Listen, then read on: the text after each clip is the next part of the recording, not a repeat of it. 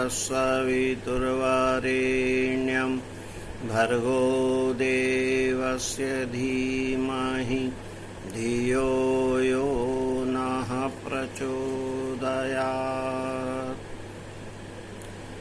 गुरुर्ब्रह्मा गुरुर्विष्णुः गुरुरेव महेश्वर गुरुरेव परब्रह्म तस्मै श्रीगुरवे नमः।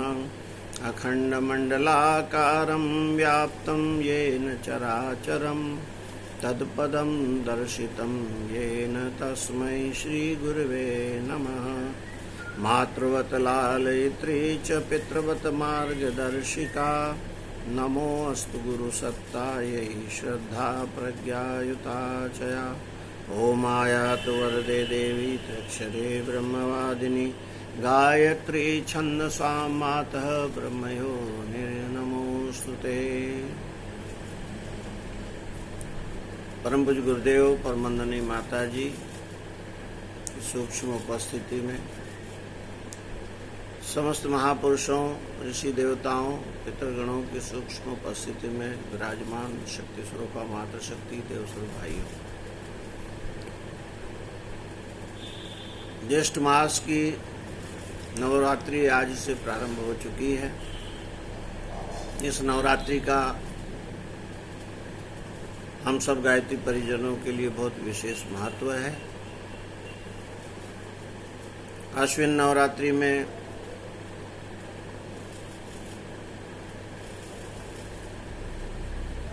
अंतिम दिन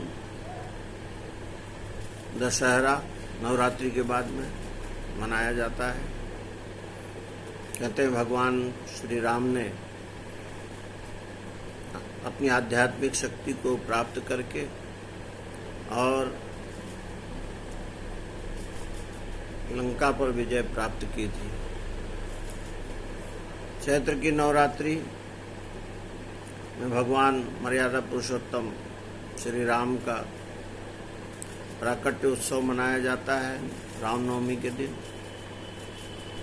और इस ज्येष्ठ मास की नवरात्रि में 3 संयोग ऐसे बने, आप सब हम लोग जानते हैं।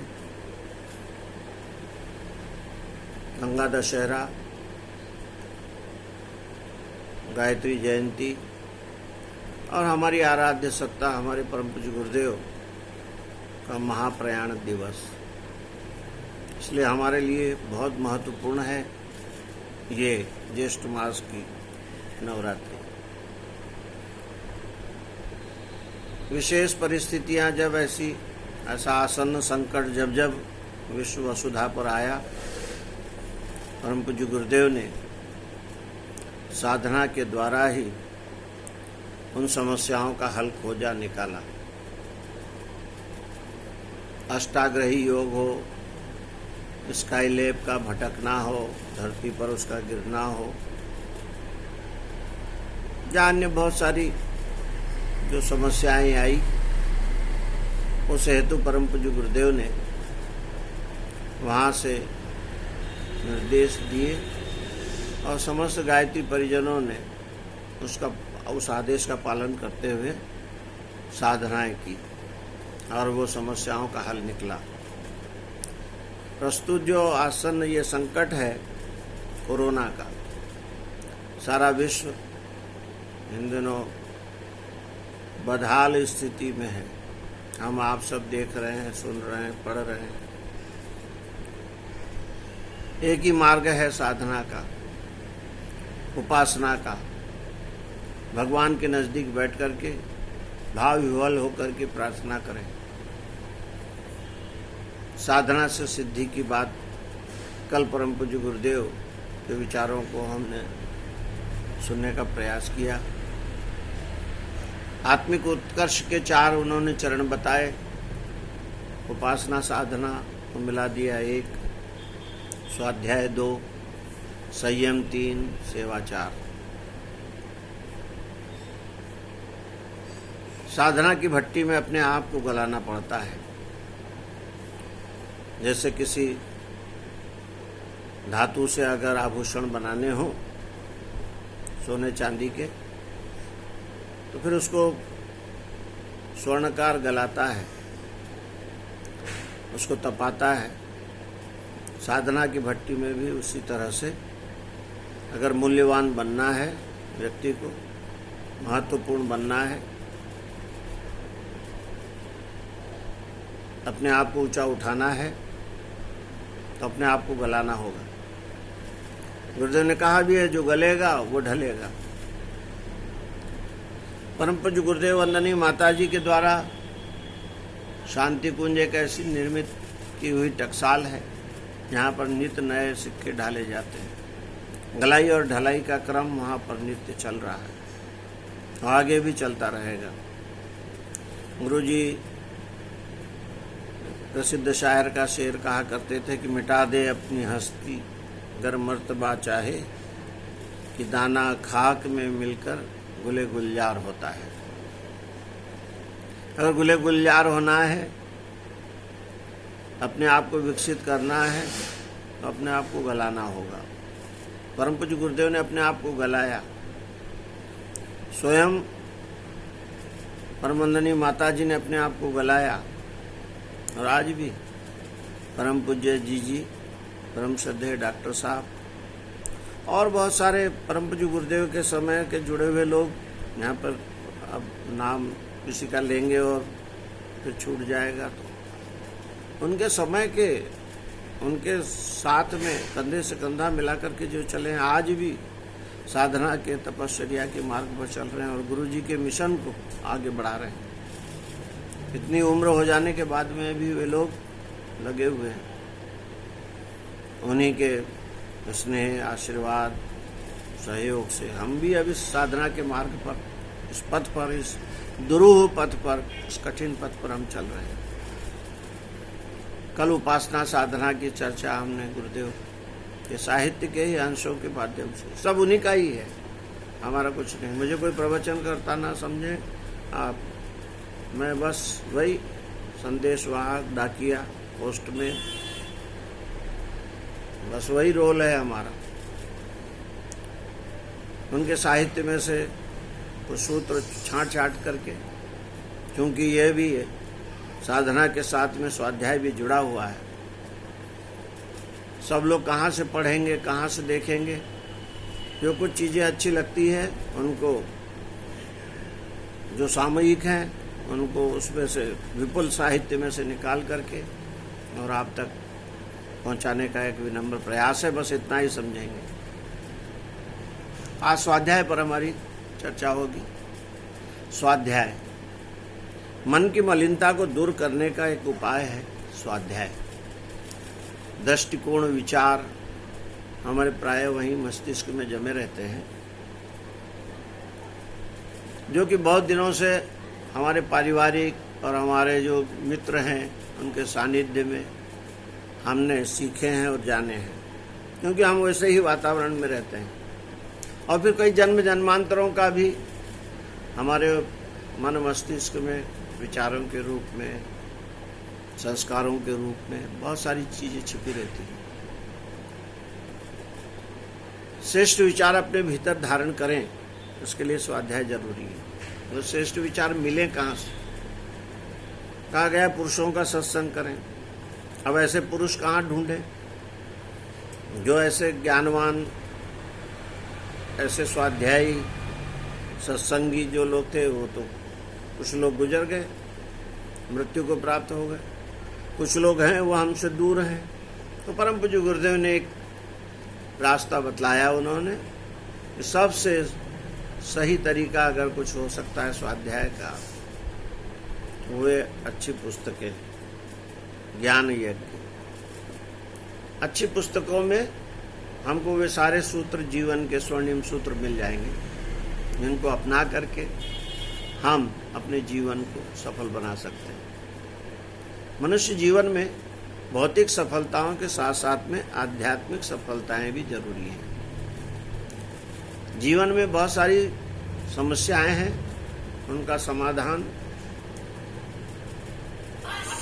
निकल सकता है अगर कहीं, तो वो किसी श्रेष्ठता के मार्ग पर चल करके, साधना के मार्ग पर चल करके, स्वाध्याय के द्वारा ही हम अपने आप को श्रेष्ठ बना सकते हैं।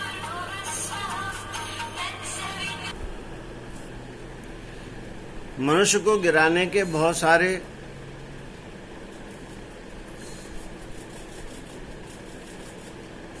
सारी चीजें हैं जो मनुष्य को गिरा सकती हैं, पर उठाने के बहुत कम साधन है, संसाधन है। साधना उनमें से एक है। गिरावट के लिए काफी वातावरण है, पर ऊंचा उठने के लिए दिव्य वातावरण मिलना बहुत मुश्किल है।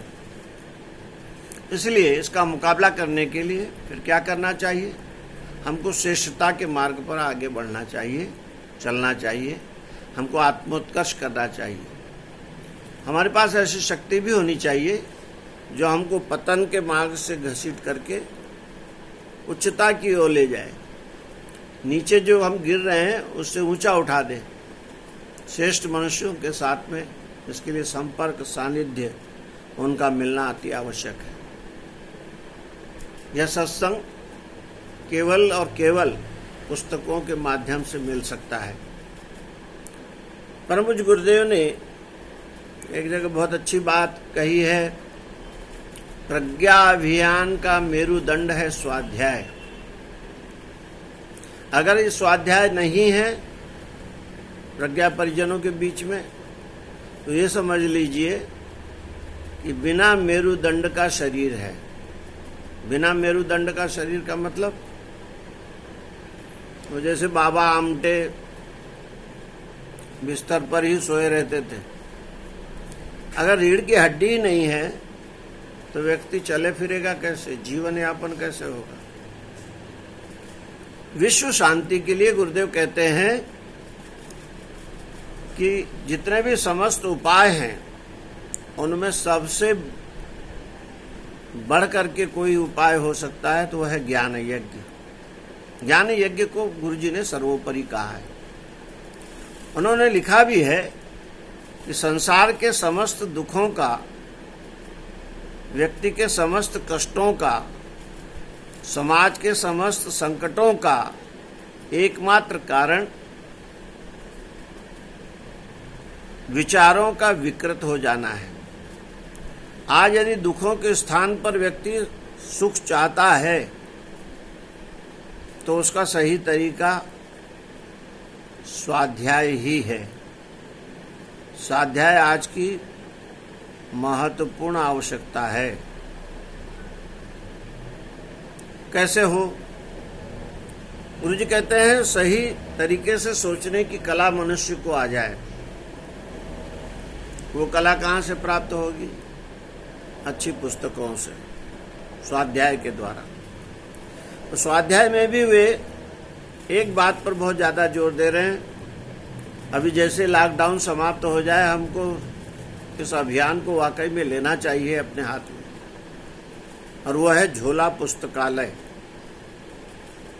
झोला पुस्तकालय चलाने वाले इस युग के सच्चे लोक सेवक, सच्चे धर्मार्थी, सच्चे ज्ञानी, सच्चे विवेकवान और सच्चे ईश्वर भक्त माने जाएंगे।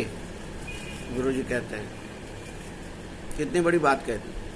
सच्चे भक्त कहलाए जाएंगे, सच्चे धर्मार्थी कहलाए जाएंगे, सच्चे ज्ञानी कहलाए जाएंगे, सच्चे लोक सेवक कहलाए जाएंगे, सच्चे विवेकवान कहलाए जाएंगे।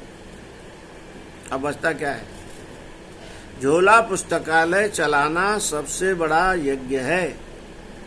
इससे बड़ा तप, इससे बड़ा दान और इससे बड़ा पुण्य, इससे बड़ा परमार्थ और इससे बड़ी कोई साधना हो ही नहीं सकती। यानी कि झोला पुस्तकालय चलाने वाले को उपासना, साधना और आराधना तीनों का फल मिलता है।